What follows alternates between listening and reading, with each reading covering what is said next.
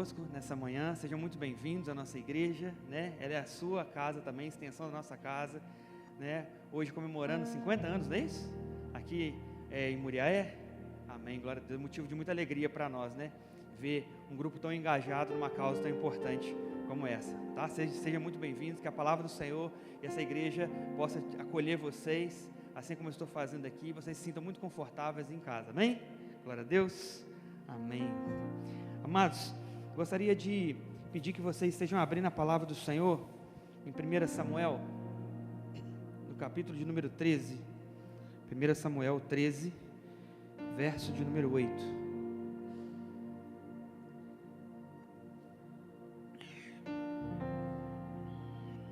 Amém?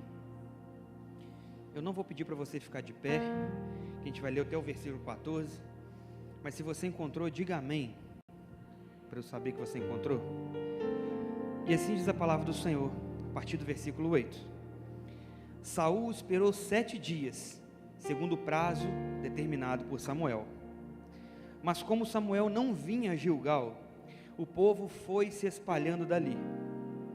Então Saul disse: tragam-me aqui o holocausto e as ofertas pacíficas. E ofereceu o holocausto. Mal tinha ele acabado de oferecer o holocausto, eis que chegou Samuel. Saul saiu ao encontro dele para o saudar. Samuel perguntou: o que foi que você fez?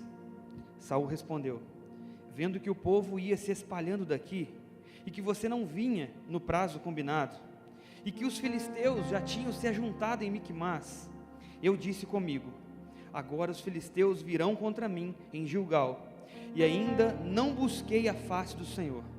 Assim, forçado pelas circunstâncias, ofereci holocaustos. Você pode repetir comigo só essa frase?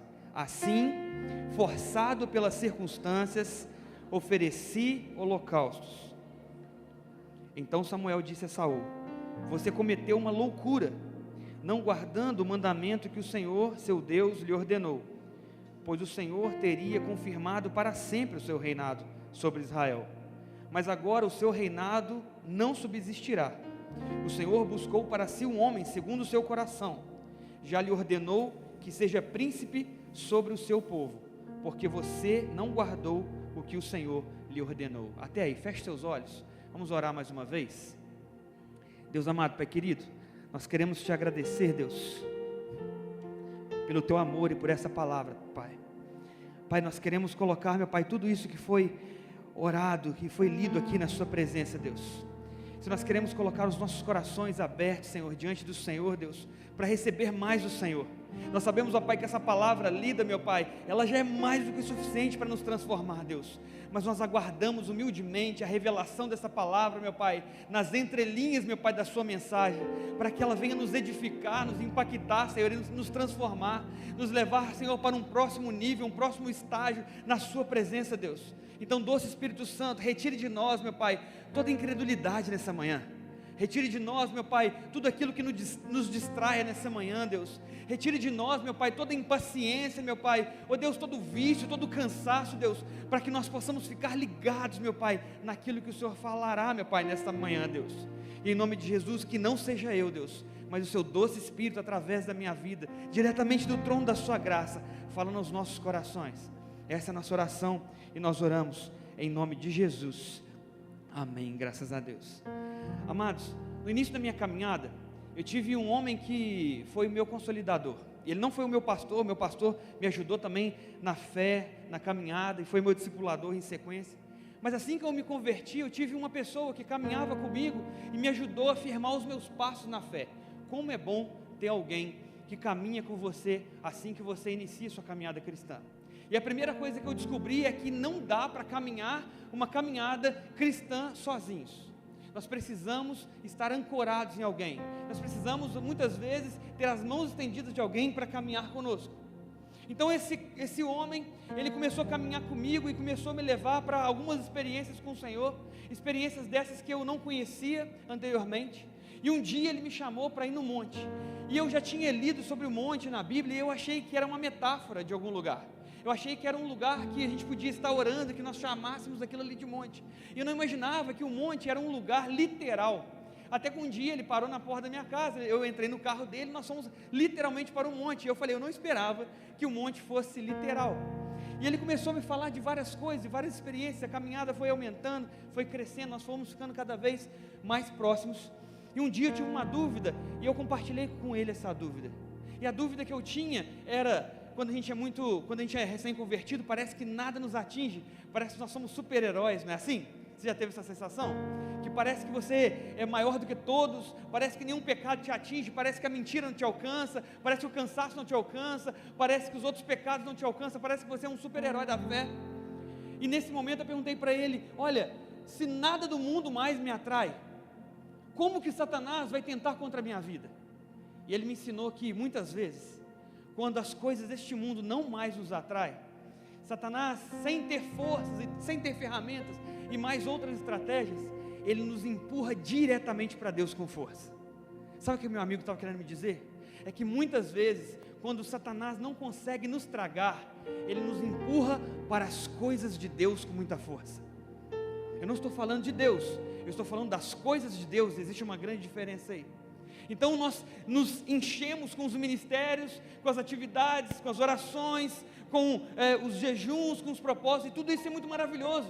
Mas quando nós não temos mais tempo para todas as coisas, a gente começa a ir mal na escola, a gente não começa a dar atenção suficiente para a nossa família, para a nossa casa, nós precisamos de não ir no aniversário da família, porque a gente tem um compromisso na igreja, essas coisas todas vão somando, até o ponto que você esfria, porque você não tem mais forças para conseguir conciliar a igreja, a família, os afazeres da sua casa.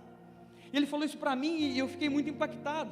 Eu falei, mas como que alguém pode ser levado para a presença de Deus com tamanha profundidade e esvaziar, esfriar na sua fé? Ele falou assim, pasme, muitas pessoas, muitos pastores, muitos pregadores, muitas pessoas que são muito influentes, muitas vezes já se sentiram desanimadas, sendo cercado pelas coisas de Deus.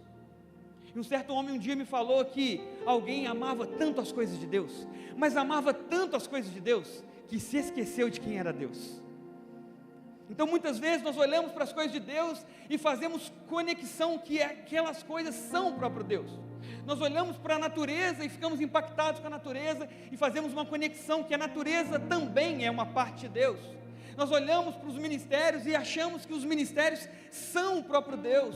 Nós olhamos para as coisas que nos envolvem na igreja e tudo isso é muito maravilhoso, mas nós confundimos que isso é Deus.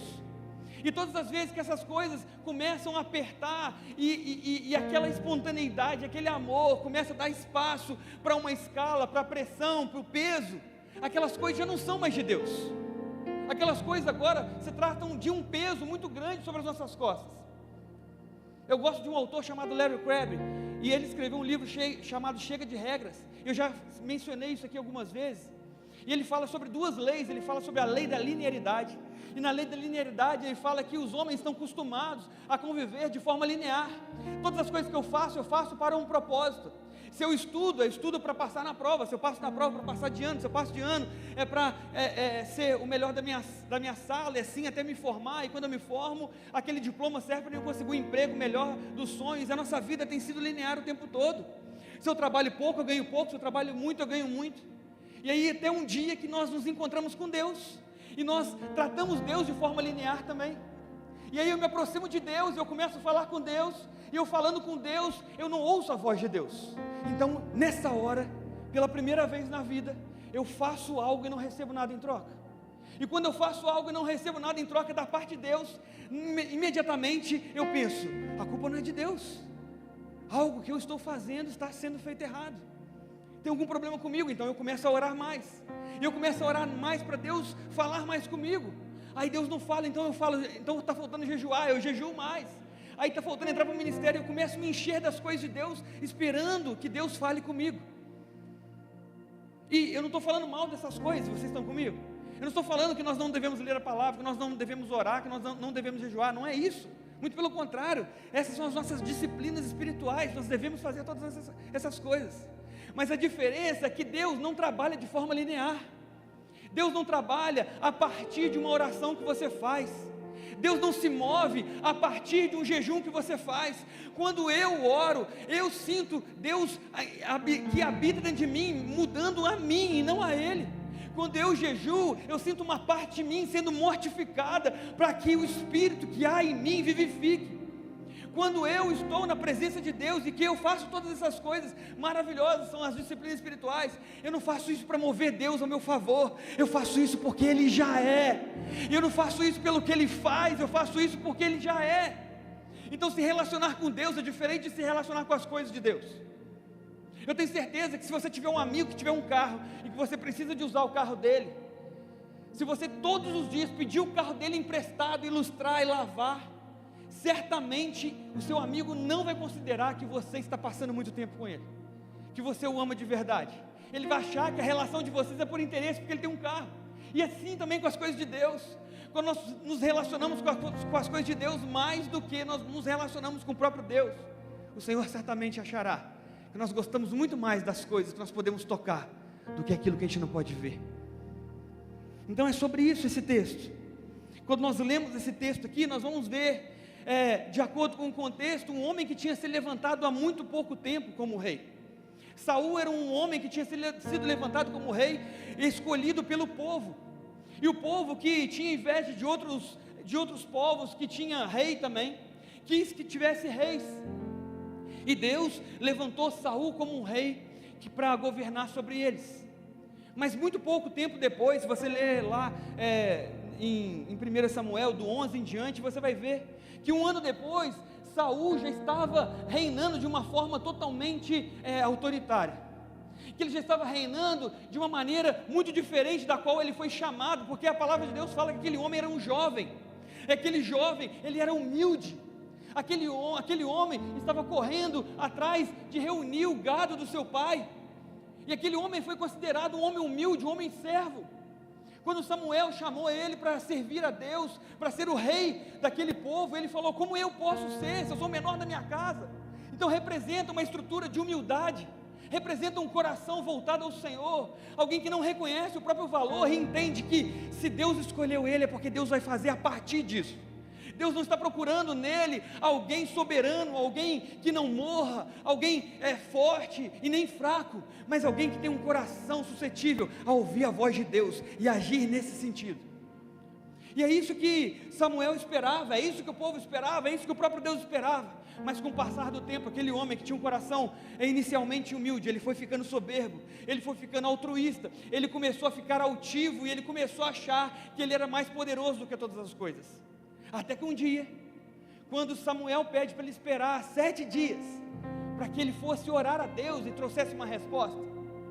Existia um povo filisteu que estava invadindo a terra, estava lutando, ele estava chegando perto de Micmas, que era um lugar muito próximo que ele estava, e Samuel demorou um pouquinho a mais. A Bíblia fala que já tinha passado 7 dias, mais alguns minutos. Quando eu leio assim, parece que tinha passado 7 dias e alguns minutos, porque assim que Saul termina de fazer o que ele fez, Samuel chega, então foi alguns minutinhos só de atraso. E a palavra mostra que quando Samuel chega e vê que Saul tinha sacrificado, Samuel pergunta para ele: o que você fez? E ele falou: olha, algumas coisas aconteceram aqui, o povo está ficando impaciente, muitas pessoas que é do meu exército estão fugindo, indo embora, eles estão ficando sem paciência, e muito pelo contrário, pior do que isso, o povo filisteu está chegando, invadindo a terra. Eu estou ficando preocupado, e você também disse que chegaria em 7 dias, mas você se atrasou um pouco. Então, visto que eu estava nesse jogo, nessa cilada, eu pedi as ofertas pacíficas e os holocaustos, e eu sacrifiquei. E ele diz uma frase que mexeu muito comigo, porque eu estava orando sobre isso, e a palavra diz lá em 1 Samuel, no capítulo 13, versículo 12, na parte B especificamente, ele diz assim: forçado pelas circunstâncias, eu ofereci holocausto. E essa palavra falou muito comigo, só essa frase. Eu podia pregar ela só essa frase aqui, de tanto que o Senhor falou comigo sobre essa frase. E eu me perguntei: Senhor, quantas vezes eu fiz algo em nome do Senhor, mas que eu estava sendo forçado pelas circunstâncias que eu estava vivendo? Quantas vezes eu nominei de coisas do Senhor e vontade do Senhor, e sendo a vontade do Senhor, enquanto era apenas uma escala, e estava trazendo peso sobre a minha vida, e estava fazendo fardo sobre a minha vida, e era um jugo pesado. Eu aprendi que as coisas do Senhor não são pesadas, as coisas do Senhor são por prazer, as coisas do Senhor são maravilhosas. E quantas vezes, amados, eu e você, não tratamos as coisas de Deus como parte de Deus, integral de Deus, e está trazendo peso, está trazendo fardo, está trazendo angústia, nós chamamos de Deus, e na verdade, nada mais é do que uma pressão que nós estamos sofrendo. E na mesma hora eu lembrei do Larry Crabb falando que, quando nós tratamos Deus com a lei da linearidade, imediatamente o que cai sobre as nossas costas é um fardo pesado, um jugo pesado. E ele fala que com Deus não pode ser assim, com Deus tem que ser através da lei da liberdade. Ele fala que a lei da liberdade trata Deus como Ele é, independente do que Ele faça, Ele continua sendo Deus, e eu continuo sendo filho, eu continuo sendo amado. E eu percebi uma coisa muito séria, é que quando nós somos filhos de Deus, nós não podemos ser mais filhos de Deus ou menos filhos de Deus. Existem algumas coisas que não podem ser aumentadas ou diminuídas. Tem algumas coisas que não cabe um advérbio antes disso, um advérbio de intensidade. Por exemplo, eu não posso ser mais marido ou menos marido da minha esposa, ou eu sou ou eu não sou. Eu não posso ser mais filho ou menos filho da minha mãe, ou eu sou ou não sou. E se amor não é um sentimento, é uma decisão, ou eu decido amar, ou eu não decido. É simples, a gente complica muito. Então, quando eu olho para a palavra de Deus, eu vejo que a liberdade na tratativa de Deus, no tratamento de Deus, é algo sobrenatural, mas também traz uma paz a nós, porque aí eu não fico mais orando para ouvir Deus falar comigo, eu oro porque eu sei que Deus está me ouvindo. Você entende? Eu não oro para ouvir a voz de Deus, eu sei que se eu quiser ouvir a voz de Deus, eu abro a palavra de Deus, e todas as coisas necessárias para eu ouvir está ali. E se Deus quiser, eu dar um plano na minha vida, Ele chama alguém, manda um profeta, fala comigo audivelmente, faz algum barulho na minha casa, eu vou ouvir que é Ele falando. Mas se Ele não quiser, Ele continua sendo Deus, e eu continuo sendo livre, porque Jesus morreu na cruz, e me libertou, e o sacrifício dEle foi suficiente, e nada mais importa. Então, quando eu olho para a palavra de Deus, eu preciso perceber essas nuances, e muitas vezes está tão claro diante dos nossos olhos, mas por estar óbvio demais, passa desapercebido. Não tem coisa assim na nossa vida, que é óbvio demais, e acaba passando despercebido de tão óbvio que é.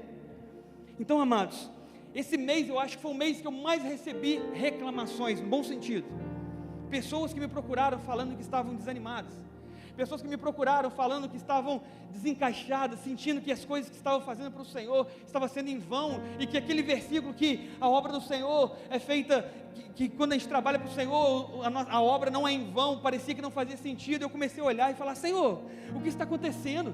Essa pessoa é frutífera, essa pessoa, ela tem frutos, essa pessoa é comprometida, essa pessoa, ela não deixa pontas soltas.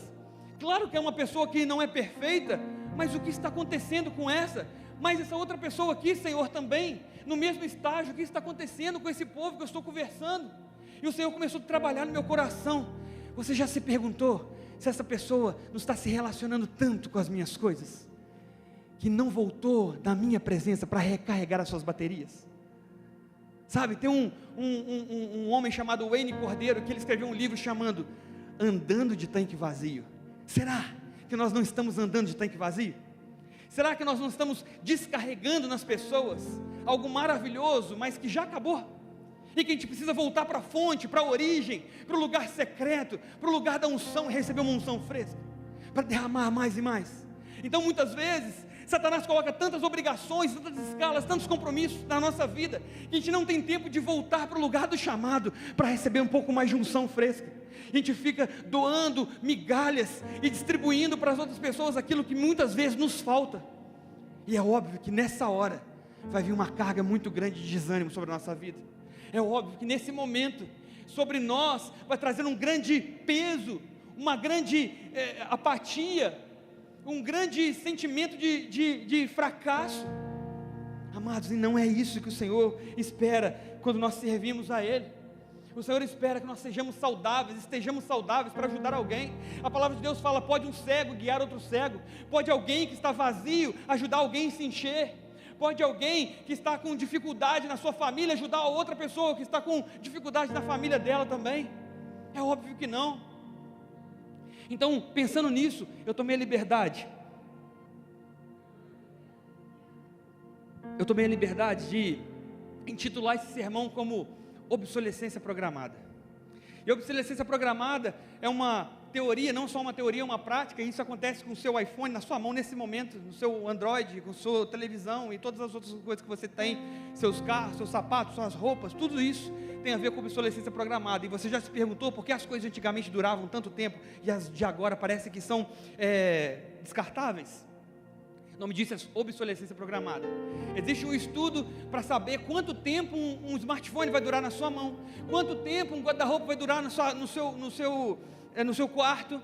Antigamente os guarda-roupas eram feitos de mogno de verdade, hoje só tem a cor de mogno, né? E são feitos de MDF ou MDP, que é pior ainda, porque a ideia é o seguinte: se tiver um pouco mais de umidade, vai estufar, e tem que ser assim, porque senão não vende mais. Então, a ideia da obsolescência programada é fazer com que aumente o consumo e as coisas, os bens materiais fiquem cada vez mais frágeis e acabem rápido para serem trocadas. E aí, quando Deus falou isso comigo, eu comecei a pensar: será que nós não estamos sendo obsoletos na presença de Deus? Será que a nossa vida não tem sido uma vida de superficialidades, a ponto de que nosso tempo já deu? Será que a gente está vivendo uma fé onde falta origens, falta profundidade, e nós estamos chamando as escalas, os compromissos, as responsabilidades ministeriais de presença de Deus? E será que todas essas coisas não têm a ver com fazer uma fadiga antecipada em nossas vidas e nos fazer morrer antes da hora? Já parou para pensar nisso? Será que Satanás não está nos empurrando para as coisas de Deus com muita força, para que a gente fique desgastado e a gente não queira mais conversar de igreja? Eu tenho certeza que você conhece algum irmão que era muito ativo na presença de Deus, que servia nos ministérios e parecia que sem ele a coisa não ia acontecer, e hoje ele não está mais no meio do povo. E quando você vai conversar com esse irmão, ele não pode nem ouvir falar sobre igreja, assuntos que envolvem pastores, igrejas, ministérios, grupos de pastoreio, qualquer coisa dessa. Parece que o cara vai vomitar de tanta ânsia que ele gera, ansiedade, depressão. Parece que ele vai ter um pânico, alguma coisa assim, as mãos já começam a suar. E por que, se eram as coisas de Deus, se ele era apaixonado, não deveria gerar esperança nele e vontade de retornar? Muitas vezes é porque ele passou um tempo de caminhada tão longo, fazendo tantas coisas de Deus, que de verdade ele nem sabia quem era Deus. E muitas pessoas, amados, saem da igreja por causa de homens. Isso significa que elas nunca entraram por causa de Deus.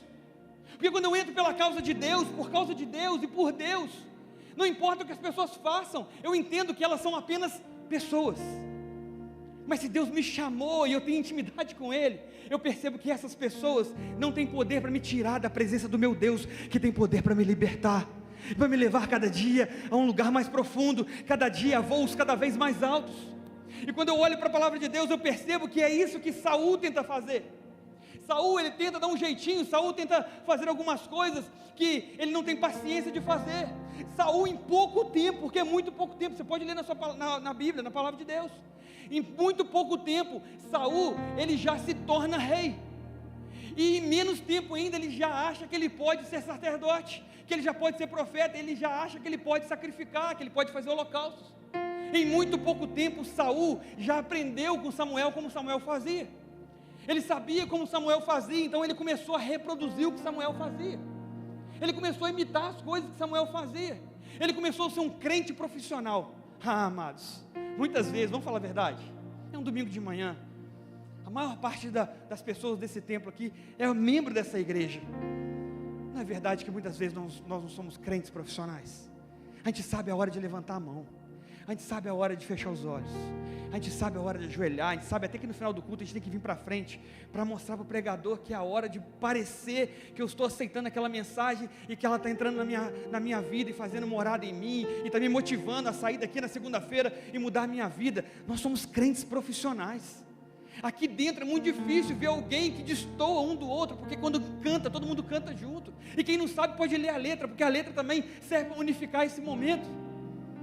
Então muitas vezes a gente acha que isso é a vida cristã, que isso é a presença de Deus, e que isso é o relacionamento com Deus, e nós estamos nos desviando de Deus dentro da casa dele. Nós estamos nos ligando, nos coligando a ministérios, a grupos de pastoreio e muitas outras coisas, e nos desligando da presença, nos desligando da intimidade, nos relacionando com as coisas dele muito mais do que ele. Quantas vezes nós nos relacionamos com as coisas de Deus e esquecemos de nos relacionar com o Deus das coisas? Então Saul estava fazendo isso. Esse é o contexto daquele momento. Saul estava vivendo uma vida profissional, ele era um rei profissional, ele era um sacerdote profissional, ninguém tinha levantado ele como sacerdote, ele não tinha sucessão sacerdotal, ele não era profeta, ele não era nada disso, ele simplesmente aprendeu como fazer e estava fazendo de maneira técnica e profissional. Eu não estou falando que na obra de Deus a gente não deve ser técnico também, que a gente não deve ser excelente, utilizar os nossos recursos, a nossa faculdade, de tudo aquilo que a gente sabe para utilizar na obra do Senhor. Não estou falando contra isso, muito pelo contrário. Eu estou falando que esse não é o caminho para chegar a Deus. Eu estou dizendo que se relacionar com Deus somente com isso, vai fazer que com pouco tempo você esfrie na sua fé, e logo você comece a arrumar para a apostasia. Então Saul, ele já tinha se tornado rei, pela escolha não pela escolha direta de Deus, mas pela escolha das pessoas, e Deus tinha aprovado de alguma forma, mas agora ele já tinha passado os pés pelas mãos, e agora ele estava dizendo algo que me chamou muita atenção. Olha, sabe, eu entendo que você é profeta, eu entendo que você, Samuel, é sacerdote, mas tenta entender meu lado também. Como é que as pessoas vão olhar para mim? Um rei que não consegue segurar o próprio exército aqui, se começar a sair, se eu não faço nada, eu vou perder o meu diploma, eu vou perder minha credencial, e o meu prestígio, como é que fica? E aí, como que as pessoas vão olhar para mim depois que você chegar e eu tive que esperar você? Você entende o que eu estou falando? E Samuel chega para ele e fala como se fosse assim: não, eu não entendo, porque até hoje eu nunca andei em desobediência da vontade de Deus. Até hoje, todas as vezes que eu ouvi a voz de Deus, eu disse: sim, Senhor, aqui o seu servo te ouve, desde que eu estava morando na casa de Eli. Eu nunca desvirtuei a palavra de Deus, eu nunca dei jeitinhos para chegar onde eu queria, muito pelo contrário, eu abri mão de muitas coisas para estar onde eu estou. E você tem muito pouco tempo e já está negociando princípios, negociando os valores e sendo um crente profissional para não perder o exército que está sobre você. Então, Saul, deixa eu te dizer uma coisa: isso que você fez colocou em xeque o seu ministério, isso que você fez colocou em xeque o seu reinado, e agora, nesse momento, o próprio Deus que instituiu você como rei, agora rejeitou você no coração dele, e já levantou um novo rei, que o nome dele é Davi. Esse novo rei agora será príncipe sobre o povo de Deus, porque você foi desobediente, desleal, e foi apenas um crente profissional, e não é isso que Deus está buscando. Deus está buscando um homem segundo o coração dele. Deus está buscando um homem que ouve a sua voz, mas pratica aquilo que diz, que ainda que erre, mas se arrependa de todo o coração, e não fale nada acerca das coisas que tem, mas que pode retirar todas as coisas dele, ele continuará tendo um coração de adorador. É isso que Deus está buscando. Então, amados, não importa se você já multiplicou 1000 vezes, não importa se você serve em 1, 2 ou 3 ministérios, não importa nem se você é pastor, se você não tiver o coração segundo o coração de Deus, Deus não fala com você, e todas as coisas que você faz não frutifica para a glória de Deus. São frutos que não permanecem, são frutos passageiros, são frutos que não têm a unção, a presença e a doce graça de Deus. É simplesmente algo para todo mundo ver, mas você sabe quem você é quando você está sozinho. Lá quando você está nos seus pensamentos mais profundos, você sabe o que falta. Eu sei o que falta, e nós precisamos falar sobre isso. Nós precisamos olhar para dentro de nós e observar o que em nós está faltando. Não adianta olhar para o outro e falar: aquele irmão canta mal, aquele irmão prega mal, fulano de tal não multiplicou esse ano, e começar a apontar essas coisas. Vamos começar a apontar para dentro de nós. Eu já multipliquei várias vezes, eu sirvo em vários ministérios, mas tem muito tempo que eu estou andando de tanque vazio. Tem muito tempo que eu não carrego a unção fresca do altar. Tem muito tempo que eu me sinto desviado dentro da igreja. E aí, quem tem essa coragem? Quem tem essa coragem de falar isso para si mesmo, diante de Deus, diante dos homens?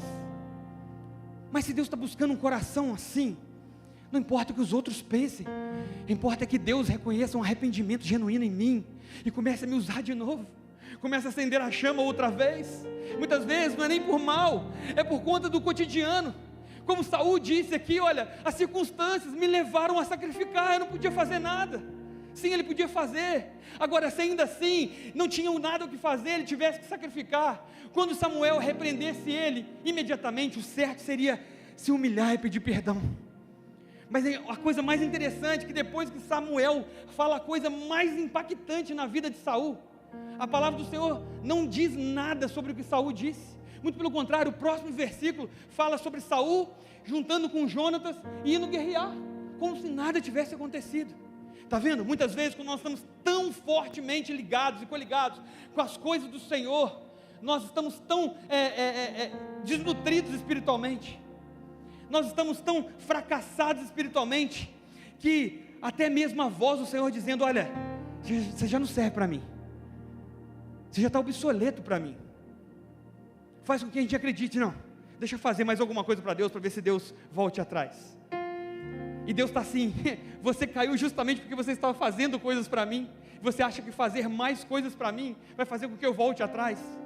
Eu podia voltar atrás se você parasse de fazer coisas para mim e começasse a fazer coisas comigo. Se você parasse de fazer coisas para mim e começasse a se relacionar comigo. Se você parasse de ir para Gilgal, nesse lugar do sacrifício aí, começasse a ir para o seu quarto, para eu falar com você o que eu queria para o povo. Que você parasse de fazer esses holocaustos em público, e que você lá no lugar secreto tivesse intimidade comigo. É isso que eu esperava de você, Saul. É isso que eu esperava de você. E Samuel diz assim: olha, o Senhor estava pronto para confirmar o seu ministério e levar o seu ministério para sempre, mas por causa dessa atitude sua de soberba, essa atitude sua de falta de humildade, o Senhor te rejeitou, Saul.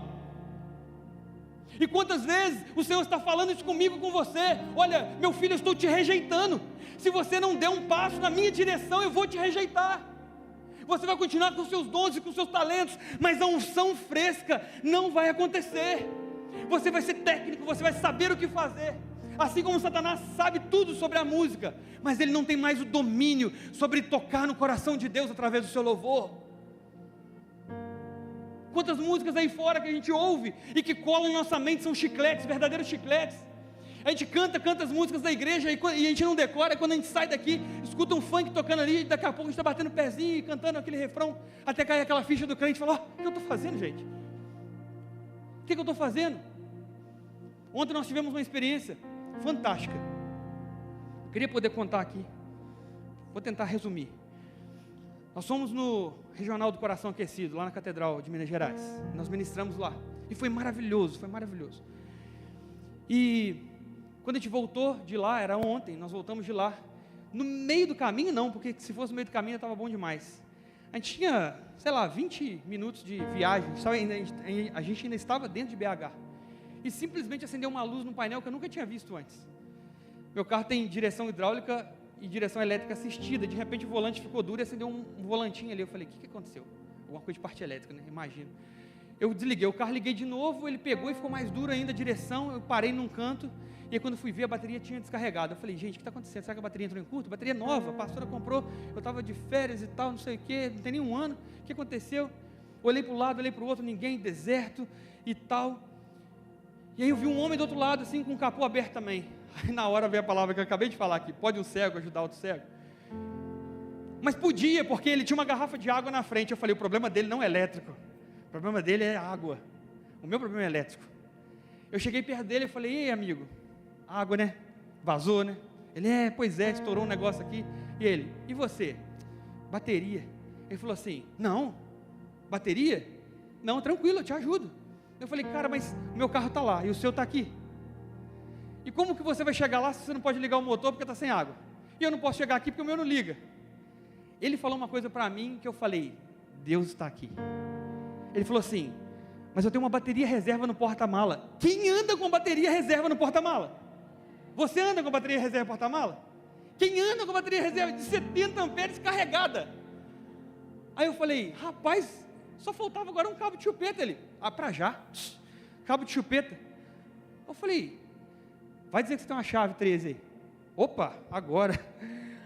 Aí chegamos lá, colocamos bateria e tudo, mas o carro ligou na hora. Aí você fala: glória a Deus, aleluia, não é o momento de glorificar ainda. O carro ligou, mas não estava carregando a bateria, não era o problema da bateria. Quem sabe um pouquinho de carro sabe que o problema estava no alternador, mais especificamente no regulador do alternador. E aí eu fui, acionei o seguro. Gente, eu nunca na minha vida tive seguro, nunca. Tem 2 meses que eu tenho seguro. Não tenha seguro, porque você tem seguro, o carro quebra. Brincadeira, Bruno que me vendeu, tá? Você quiser comprar. Liguei para o seguro: onde você está? Manda a localização, não sei o que, aquela mini burocracia e tudo mais, a gente querendo ir embora e tudo mais. Eu falei: eu tenho que pregar amanhã, de manhã, eu tenho que tirar as músicas da Sara, que eu estou no louvor também, um monte de coisa na minha cabeça e tudo mais. A gente começou a pensar várias coisas, quanto vai ficar, como dizer que, não sei o que, resolvemos falar o seguinte, vamos pedir um guincho. E aí, infelizmente, eu peguei um pacote mais básico do seguro, que só cobria 200 quilômetros, e se você não tem seguro, você não entende o que é 200 quilômetros, irmão. 200 quilômetros é da hora que o guincho sai da base, até chegar em você e voltar tem que dar 200 quilômetros, e 200 quilômetros não saía do lugar para chegar até em mim, não servia praticamente para nada. Eu falei, Senhor, o que eu vou fazer agora? Quando eu estava na palavra agora, parou um guincho do meu lado, eu falei, nossa, eles são rápidos demais. A gente estava conversando se mandaria ou não, e ele já chegou, só que não era da seguradora. E aí quando ele chegou, estacionou do lado, eu olhei e fui lá nele, falei, vou ver quanto que fica um guincho particular, porque às vezes fica mais barato do que mandar um guincho para cá e eu perder não sei o quê. Ia ficar uns R$200 mais caro do que com o seguro. Só que ele falou comigo uma coisa, cara, converse com a sua seguradora, eu emito uma nota fiscal, e você paga somente o que for excedente, se eles toparem vai dar certo, eles me pagam os 200 quilômetros, que é a cobertura, te cobra não sei o quê. Entrei em contato com eles, falaram assim, tem que conversar com ele, me manda o contato, mandei o contato, eles começaram a conversar, e a conversa vem, ele falou assim, olha, para você vai ficar bom, por quê? Porque eu estou vivendo o melhor cenário de quem guincha, que é estar no ponto aonde vai guinchar, sem ter ser chamado, e eu morar na metade do caminho, porque se ele mora na metade do caminho, ele me leva até Muriaé e volta até na metade do caminho. Se ele morar em BH, ele vai em Muriaé e volta em BH, eu tenho que pagar até BH. Ele morava até na metade do caminho. Liguei, a seguradora aceitou. Beleza, tive que desembolsar uma graninha, mas entramos. E aí já tinha feito amizade com o cara do carro, já tinha feito amizade com o guincheiro, já tinha feito um outro cara que me emprestou uma chave 10 que esse aqui não tinha e tudo mais. E aí, antes disso, ele falou assim, o que vai ser? Como é que você vai ser? Eu falei assim, vou fazer o seguinte, eu vou dar um jeito aqui. Ele virou para mim, o cara da bateria, olha só, isso é incrível, isso é incrível. Ele virou para mim e falou assim, vamos fazer o seguinte, eu vou para o mesmo caminho que você, mas chegar uma hora que eu vou mudar de rota e você também. Eu coloco a sua bateria no meu carro e vou carregando a sua bateria com o meu carregador. E você vai andando com a minha descarregando. Quando o seu carro morrer, você encosta, a gente destroca a bateria, eu coloco a minha bateria no meu carro, vai carregando de novo, e você vai colocando a sua para carregar de novo, e vai fazendo assim até dar. Eu falei, mas vai chegar uma hora que vai acabar a bateria e você vai ter que mudar de rota. Aí ele virou para mim, e isso é sensacional, ele virou e falou assim, aí você fica com a minha bateria para você. Aí você fica com a minha bateria para você. E a gente está falando de uma bateria, uma pilha alcalina de microfone, não, gente. A bateria do carro, de 70 amperes, de um cara que tinha um carro lá todo tunado, rebaixado, não sei o quê. Você leva a minha bateria para você. Eu falei assim, não, beleza, quanto que é a bateria? Não, é para você, estou te dando a bateria para você. E quem sabe quanto pesa uma bateria, não vale a pena colocar no correio e devolver, é mais fácil você comprar 3 baterias para o cara no Pix. E eu fiquei assim, eu falei, Deus, o Senhor é um Deus de detalhe. Certamente nós oramos quando nós saímos do hotel e a nossa oração sempre nesse mesmo sentido. Senhor, tire o sono de mim porque eu durmo na direção. Senhor, cuide do carro porque a gente só tem esse veículo. Qualquer pane elétrica, hidráulica, eu vou falar até o nome das panes, para deixar bem certinho com Deus, sabe? E aí eu fui colocando todas as coisas, eu falei que a viagem seja segura, que nada aconteça, acidentes e tudo mais. E aí acontece todas essas coisas. Você acha que eu blasfemei em algum momento? Sabe aqueles 5 minutos? Sabe aqueles 10 minutos? Sabe, podia ter acontecido alguma coisa, e nós voltamos em segurança em cima de um guincho, gastamos um dinheiro, mas estamos aqui saudáveis, firmes, o carro quebrado na garagem, e o Bruno me trouxe de carona, bem feito, me vendeu um seguro que não cobria tudo. Agora, quando nós chegamos aqui, eu falei com o pessoal do louvor, quando nós estávamos orando aqui, eu falei assim, por acaso, aqui no nosso meio, da banda, tem alguém mais grato nessa manhã do que eu? Aí acho que o Maicola falou assim, eu falei, duvido, Maicola, duvido que tem alguém mais grato do que eu. Sabe, porque eu podia aqui estar falando de um carro quebrado, de um dinheiro que eu desembolsei sem poder, e um monte de outras coisas, mas eu estou falando aqui de um milagre que aconteceu na minha vida, na vida da minha esposa. Eu estou falando aqui da segurança, que foi chegar em casa em cima de um guincho, fazer amizade com um cara maravilhoso daquele guincho, e ver as mãos de Deus atuando até numa bateria que eu ganharia, se eu escolhesse o plano B. Então o Deus dos detalhes, Ele faz as coisas por nós quando nós estamos com Ele, e não porque nós estamos fazendo coisas para Ele. Ele não estava me pagando nada, porque eu não preciso receber nada, porque eu não sou nem merecedor, mas Ele estava olhando a minha deficiência, Ele estava lembrando, olha, eu disse para você, que eu sou o bom pastor, você lembra? E o bom pastor não é aquele que te dá coisas que você quer, o bom pastor é aquele que não deixa faltar nada. E o Deus que não deixa faltar nada, ontem me assistiu e tem me assistido e tem assistido a sua igreja. Amém, aleluia. Então é sobre se relacionar com Ele, e não é sobre viver em função das coisas dEle. E eu voltei glorificando, e eu me apresentei, e eles apresentaram, eu comecei até a seguir o cara lá do carro, lá no Instagram, e foi maravilhosa a experiência. Nós chegamos 11 horas da noite, eu tive de 11 horas da noite até 6h20 da madrugada, para preparar essa mensagem, e ainda tirar as músicas de hoje. Mas quando eu deitei na cama, o relógio despertou, eu falei, glória a Deus, Senhor, porque eu não vou precisar dormir. Se eu dormir, se eu acordar muito cansado, então vamos embora, vamos para ir para frente. Só que antes de eu chegar e começar a montar o sermão, eu ajoelhei e falei, Senhor, primeiro o Senhor, depois o que eu vou pregar. Porque se o Senhor não falar comigo, eu vou pregar tudo que eu sei do Senhor, tudo que eu sei que a teologia me ensinou, tudo que a faculdade me colocou como recurso e ferramentas, mas não é isso que o povo está sedento para receber. O povo está sedento para receber uma unção fresca do altar, algo que vem impactando o nosso coração e transformando a nossa vida. Sabe, um motor precisa de óleo para funcionar, tudo bem, ele precisa de combustível também para a combustão interna acontecer, mas ele precisa de óleo para não quebrar. E muitas vezes nós estamos andando com os nossos motores sem óleo, estão quase fundindo, e a gente não tira o pé do acelerador, e Deus está falando assim, era hora de você colocar o pé no freio, parar, encostar e me buscar. Porque se você me buscar, você vai me achar, se você me buscar de todo o vosso coração. Então a primeira coisa, a gente já está no apelo, é que o lugar certo com os ideais errados são uma loucura. Está entendendo isso que eu estou falando? O lugar certo com os ideais errados são uma loucura. Porque quando Samuel disse a Saul, você cometeu uma loucura não guardando o mandamento que o Senhor seu Deus lhe ordenou, pois o Senhor teria confirmado para sempre o seu reinado sobre Israel. Saul tinha feito um sacrifício exatamente num lugar chamado Gilgal. E se você pesquisar na internet sobre Gilgal, você vai ver que existe não existe uma convenção sobre se Gilgal é um lugar só ou se existem vários Gilgals. Até porque Gilgal significa amontoados de pedras em forma circular. Então tinha isso em outros lugares também, ou faltou uma precisão mesmo geográfica na Bíblia. Então alguns teólogos dividem opiniões sobre se o Gilgal era o mesmo Gilgal de Josué, ou se não, se era um Gilgal diferente, mas não importa, porque esse lugar, Gilgal, é um lugar de fazer coisas para Deus, é um lugar de fazer holocaustos para Deus, era um lugar de sacrificar, é um lugar de cultuar, é um lugar onde, quando eu vou para Gilgal, espera-se que eu não saia de lá sem cultuar. Gilgal é como se fosse o templo da Igreja Metodista Central, e quando a gente entra aqui, se você não vem para varrer, para limpar e para fazer outras coisas, espera-se que você venha para cultuar ao Senhor. Então esse Gilgal que está aqui, pode ser o mesmo Gilgal, pode ser diferente do Gilgal de Josué, mas o Gilgal que Josué estava, e aí eu não quero que você foque no local geográfico, mas o ambiente Gilgal que Josué estava, era um lugar onde o povo estava atravessando do Egito para a terra de Canaã, e ali os sacerdotes que carregavam a arca, pararam e pisaram no Rio Jordão, e a água do Rio Jordão parou, e as pessoas atravessaram a seco para o outro lado. Então Gilgal em Josué é ambiente de milagre. Gilgal para Josué é ambiente onde a palavra de Deus falou assim, olha, vocês vão sair desse lugar, da terra do Egito, e vão para a terra de Canaã, mas aqueles que nasceram na murmuração, vão morrer pelo deserto, e não vão entrar na terra de Canaã.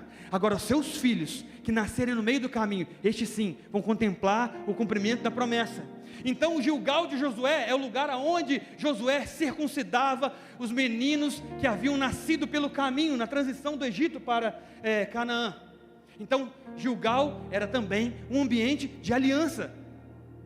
Então Gilgal era um ambiente de milagres, Gilgal é um ambiente de alianças, Gilgal foi um lugar estratégico para planejar a vitória, a guerra contra Jericó, nas muralhas de Jericó. Então Gilgal foi utilizado por Josué com sabedoria, e era um lugar onde a glória de Deus se manifestava. Mas o Gilgal de Saul era um Gilgal diferente. Saul havia corrompido aquele lugar. O Gilgal de Saul indicava um lugar da desobediência, um lugar de fazer coisas para Deus sem o consentimento e a vontade de Deus. É um lugar de pressa, é um lugar onde o Senhor olha a apatia do coração, olha tomadas de decisões erradas, e um lugar da rejeição. Então está vendo que não tem a ver com o ambiente. não é o ambiente, não é a circunstância. A pastora Natasha pregou alguns dias atrás aqui sobre adoração circunstancial. Não tem a ver com as circunstâncias que formam cada um de nós, mas a nossa cultura, o nosso caráter, o nosso coração voltado, inclinado para o nosso Deus, faz com que lugares aparentemente inóspitos sejam um palco dos milagres de Deus na nossa vida, seja um lugar onde o Senhor vai falar, onde o Senhor vai se manifestar, onde o Senhor vai agir poderosamente. Então não depende do local, mas depende de quem está na condução do trabalho. Se quem está na condução do trabalho só sabe trabalhar para Deus, com certeza esse lugar vai ser um lugar de reprovação. Mas quem está na condução do trabalho é alguém que primeiro se relaciona com Deus, antes de fazer algo para Deus. Então esse lugar será um lugar de provisão, então esse lugar será um lugar de milagres, então esse lugar será um lugar de bênçãos. Esse lugar será mencionado por todas as gerações como um lugar onde Josué aliançou o seu povo, um povo novo que não murmurava, numa terra nova que manava leite e mel. Então talvez o Gilgal da sua vida, que você tem reclamado, não se trata disso, mas se trata daquele que reclama por isso. Talvez o Gilgal da sua vida seja um carro velho que você tem, ou um carro quebrado, que quebrou e o seu seguro não cobria totalmente. Ou então talvez o Gilgal da sua vida foi aquela faculdade que você não passou, aquele não que você recebeu, aquela demissão inesperada. Então não é sobre os lugares, não é sobre os locais, é sobre aquele que não murmura apesar das circunstâncias.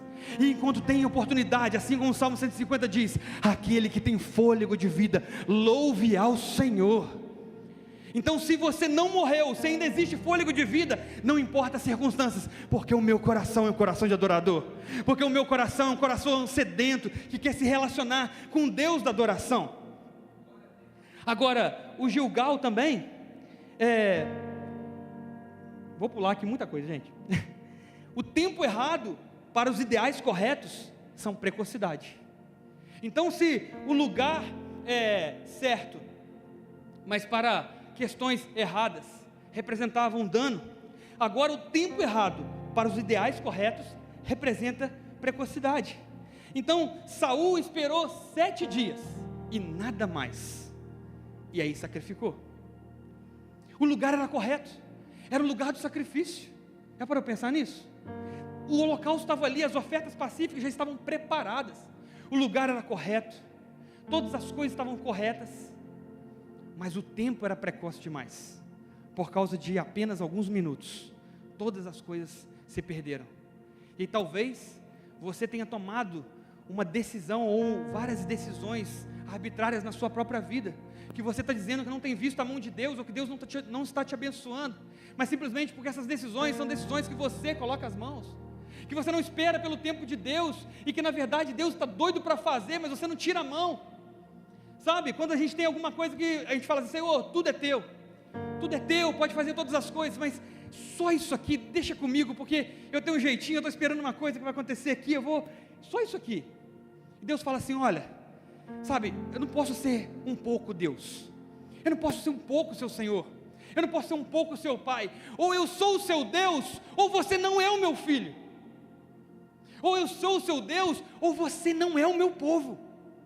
Então se você é o meu filho, se você é o meu povo e eu sou o seu Deus, eu preciso mexer em todas as coisas, eu preciso tocar aquilo que vai impactar você, aquilo que você não quer, porque isso também é provação com você, mas isso vai te levar para um lugar de maturidade, isso vai te levar para um lugar de experiências, um lugar que você vai viver o sobrenatural de Deus, sem fazer coisas para mim, e somente assim você vai entender que eu sou Deus, eu não dependo de outras coisas. Amados, muitas vezes nós nos relacionamos com Deus, como se Deus fosse um homem carente, como se Deus estivesse precisando dos nossos sacrifícios, como se Deus estivesse olhando, não sacrificou para mim hoje, ele perdeu o jejum de hoje, ele não foi no culto hoje, vou ficar tão triste. Deus não está nem aí para essas coisas, desculpa falar isso, eu falo sem medo de ser alguma blasfêmia aqui. Deus não está nem aí para isso. Deus não é alguém que é carente de atenção, Deus não é um querido, Deus não é um toque na barbinha do papai, não. Deus não é isso. Deus é um Deus maravilhoso, poderoso, que não depende de mim, de você. Escute, Ele não depende de mim, de você. A adoração que nós prestamos a Ele é uma condição dentro de uma lei que estabelece para nós uma exceção chamada cooperação, e que se não fosse essa cooperação, a gente não podia nem levantar as mãos para esse Deus. Ele permite que nós adoremos Ele apesar de nós, até porque sem nós tudo seria muito mais fácil. Se você abrir a sua Bíblia e ver o capítulo 1 do versículo 1 de Gênesis, vai dizer assim: eis que Deus fez os céus e a terra. E se você for para Apocalipse, lá no final, últimos versículos, vai estar dizendo assim: e Deus fez novos céus e nova terra. E o resto, tirando a primeira e a última página, é toda uma articulação de Deus maravilhosa para corrigir o que a gente fez de errado. A gente inicia a história quando nasce o homem e Deus coroa a criação com a minha e a sua vida. A partir dali a gente consegue destruir todas as coisas ideais e relacionamentos com Deus. E aí ele passa várias páginas e capítulos, e juízes, e reis, e profetas maiores, menores, evangelistas, Atos dos Apóstolos, cartas de Paulo, para tentar corrigir uma rota. A ponto de ele falar assim: não dá o que fazer, eu preciso matar o meu próprio filho para eles entenderem. Eu preciso diminuir para caber no imaginário deles. Porque eles não conseguem me adorar. Tudo que eles fazem é pensando no próprio umbigo, na própria vontade. Eles não conseguem se entregar. Povo de dura cerviz. Quantas vezes você já leu isso na palavra de Deus? Cerviz, não consegue inclinar, não consegue se humilhar, não consegue se arrepender. Povo duro. A gente olha para a palavra de Deus e fala: Deus no tempo da lei era um Deus irado, um Deus mau, um Deus sem paciência, e agora é graça, tudo maravilhoso. Não, é o mesmo Deus. A diferença é que Jesus facilitou as coisas, e ainda assim a gente é cabeça dura, e ainda assim a gente anda na contramão da vontade de Deus, da presença de Deus. Ainda assim a gente faz um monte de coisa que não está correto, a gente age com precocidade. Então não adianta estar com os ideais corretos se o tempo é errado. Eu falo muito isso com adolescente. Eu falo assim: eu sonho que você case, eu sonho até fazer o seu casamento, mas eu abomino que você namore agora. Amém? Pais, está comigo? Preciso de vocês, hein? Então, muitas vezes é isso. Está certo namorar, está certo casar, está certo constituir família. Não com 13 anos. O tempo está errado, os ideais estão corretos. Conversei com um adolescente uma vez, ele falou assim: pastor, eu quero casar com a fulana de tal, falou o nome, ela é daqui da igreja, da rede e tudo mais, e eu vou ter tantos filhos com ela, vai ser a única mulher da minha vida, eu não tenho olhos para mais ninguém. Eu falei: que o Senhor conserve esse ideal no seu coração, mas que o Senhor conserve também paciência, porque o tempo está errado. Fica nessa, irmão, fica nessa, é isso aí, para de olhar para as outras, acabou, fechou. Não está na pista mais, certo? Não, pastor, nunca tive na pista. Foi glória a Deus. Então agora, fica fora da pista por um tempão, hein? É banco para você. Até você ter consciência e maturidade e perceber que você escolheu a pessoa errada. Porque você vai amadurecer e vai perceber que era só um momento. Né? Não é assim? Vai dizer que você casou com a primeira namoradinha que você apaixonou. Né? Então o tempo errado com os ideais corretos. E o terceiro e último ponto para a gente encerrar. Vocês me dão 15 minutos? Por favor. Levanta a mão se você me dá 15 minutos. 15, 30, 20, 45. Fazer para Deus em detrimento do estar com Deus é pesado e é pecado. Vou repetir. Fazer para Deus em detrimento do estar com Ele é pesado e é pecado. Gera fadiga espiritual, desânimo e morte, além de te deixar obsoleto, programado pelo inferno para você morrer. Fazer para Deus em detrimento de estar com Deus é pesado e é pecado. Versículo 11, Samuel perguntou: o que foi que você fez? E Saul respondeu: vendo que o povo ia se espalhando daqui, que você não vinha no prazo combinado, e que os filisteus já tinham se juntado em Miquimás, eu disse comigo: agora os filisteus virão contra mim em Gilgal, olha só o que ele fala: ainda não busquei a face do Senhor. Tem certeza que passou despercebido isso quando você leu pela primeira vez? Porque aconteceu isso comigo também. Ainda não busquei a face do Senhor, ponto. Assim, forçado pelas circunstâncias, ofereci holocausto. A pergunta é: se ainda não o buscou, ofereceu o quê? Se ainda não teve um tete a tete com Deus, vai dar o quê? Se ainda não carregou suas baterias, vai externar o quê? Se não deu tempo de buscar a face do Senhor, então não deveria oferecer nada para Ele. Se eu não sei quem Deus é, como é que eu vou saber o que Ele quer? Se eu não sei se Ele gosta de bolo de chocolate ou bolo de laranja, eu vou dar o quê? Eu preciso saber o que Ele gosta para fazer exatamente o que Ele quer. Senão eu estou tratando Deus de forma linear e genérica, porque eu acho que Deus gosta daquilo que eu gosto, sendo que o que Deus está falando comigo é justamente o contrário. Eu não gosto do que você faz para mim, porque você não faz por mim, você faz para você e dá nome que como se fosse meu. Quantas pessoas já atendi que falaram comigo assim: pastor, Deus mandou dizer, Deus falou comigo, Deus falou que isso ia acontecer, e algum tempo depois Deus falou outra coisa. Eu falei assim: não era Deus na primeira ou na segunda ou nenhuma das duas. Porque se Deus fala alguma coisa para você e depois Deus desfala, porque Deus pensou melhor e viu que era uma coisa. Nós estamos falando de um Deus onipresente, de um Deus onisciente, e de um Deus que sabe todas as coisas, tem todo o poder, amados. Não estamos falando de nós, quando olhamos no espelho e falamos assim: hoje eu estou mais bonito, eu acho que eu dou conta da fulana. Hoje eu estou mais feinha, eu acho que só a Beltrana que vai me querer. Não é isso. É um Deus que tem ideal, que tem propósito, que tem um chamado, um compromisso com você, e que espera um mínimo, um ideal, um chamado, um compromisso com Ele, a partir de um relacionamento concreto, prático e não teórico. É isso que Deus espera. Então, se Saul ainda não buscou a face do Senhor, por que Ele ofereceu holocaustos? Para pensar nisso. Porque oferecer holocaustos é algo que todo mundo vai ver, e ninguém vai saber ao certo se aquele homem havia buscado o Senhor anteriormente, porque eu busco o Senhor no lugar secreto, e depois eu ofereço o sacrifício no lugar do público. Mas ele não podia perder a compostura, ele não podia perder o prestígio, ele não podia perder o seu direito. Ele precisou oferecer para não impactar tão fortemente os seus soldados. Afinal, muitos já tinham ido embora. E a palavra de Deus em Eclesiastes 3:1 diz que tudo tem o seu tempo determinado, e há tempo para todo o propósito debaixo do céu.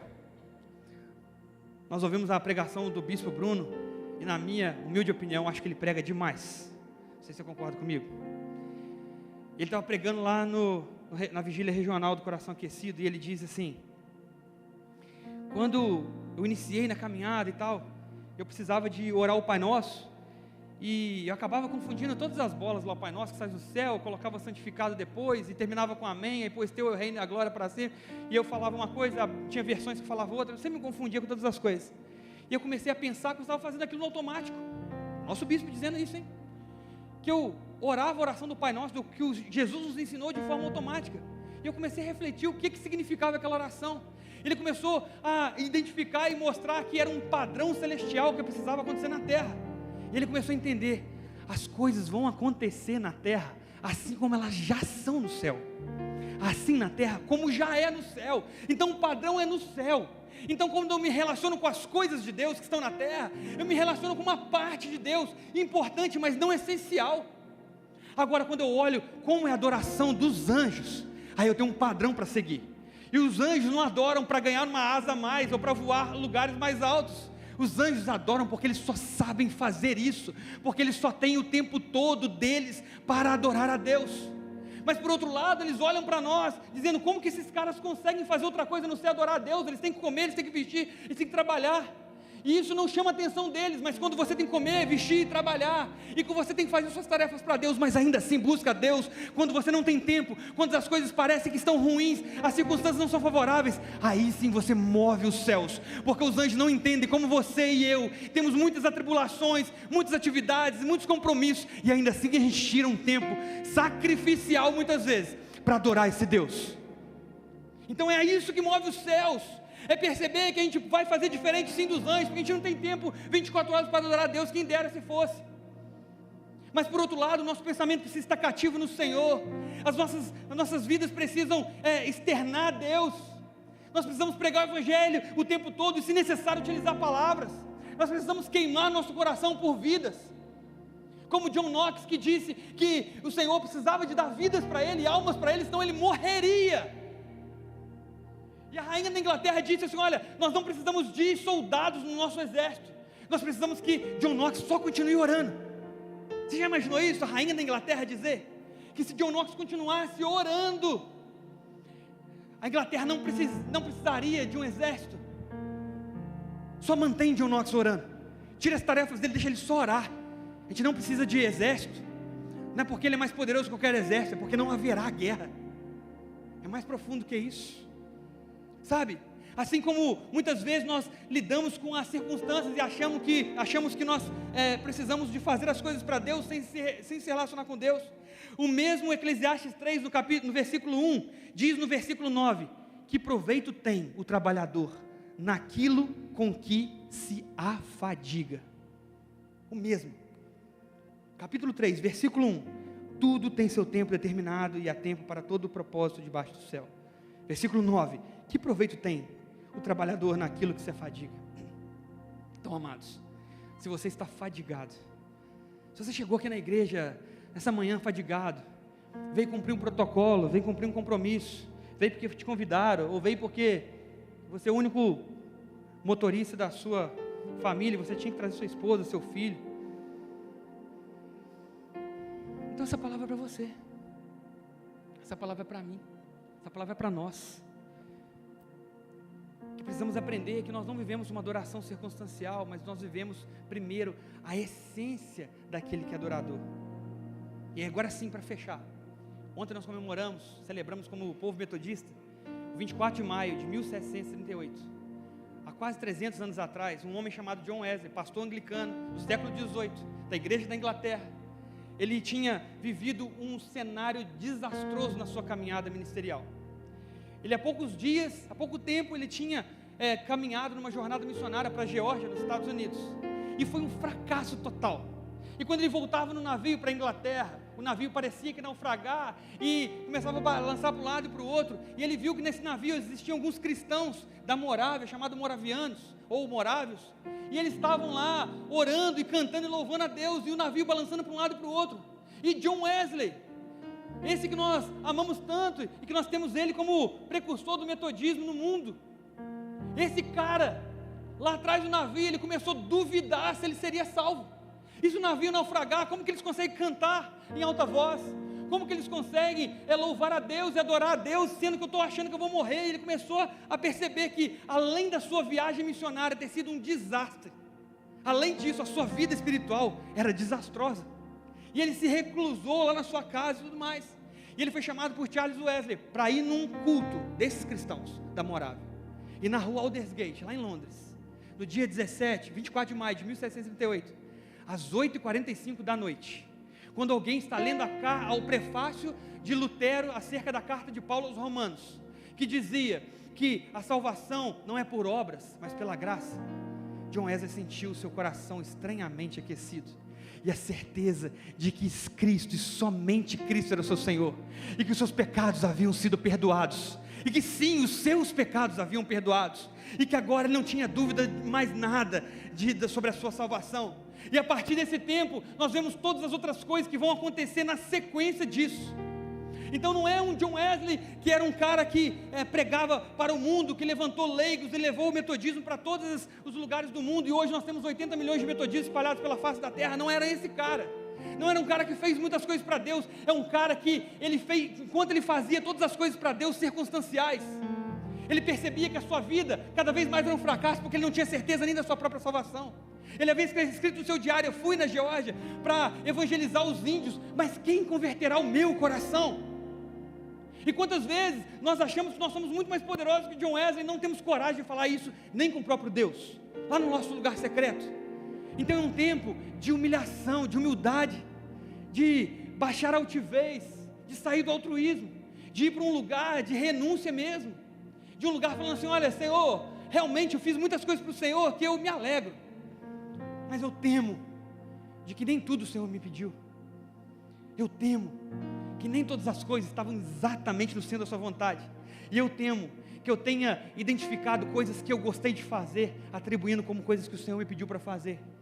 E eu temo que a maioria das coisas eu tenha feito porque eu gosto de fazer, e não porque é um sacrifício e renúncia para eu fazer.